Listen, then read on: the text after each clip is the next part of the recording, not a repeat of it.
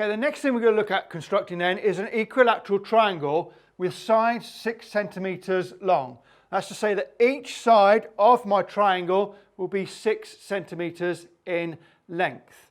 Again, we're going to use our ruler and our compasses, okay, and we're going to construct the triangle.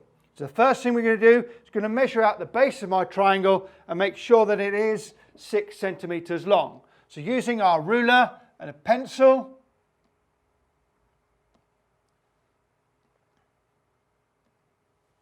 we're going to draw a line for our base 6 centimetres long. There we go. The next thing we're going to do then is going to use our compass now to draw the rest. So we take our compass and again we open up the legs so that they are 6 centimetres apart, and I place the compass on this end here. We can call that A, and I'm going to draw an arc. I then swap my compasses, so I move them to the other end.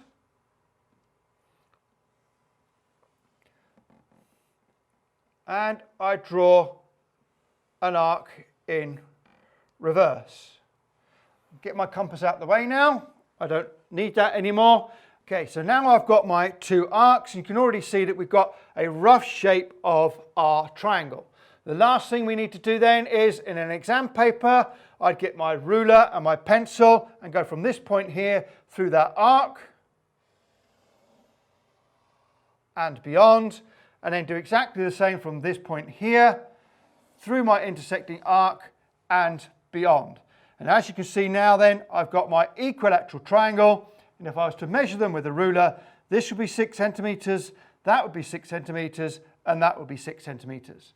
Okay, for those of you that like to keep things neat and tidy, make sure that all of your marks here that you've drawn with your compass and your ruler stay, because this is where the marks are found. If you rub them all out, you'll get no marks for this question.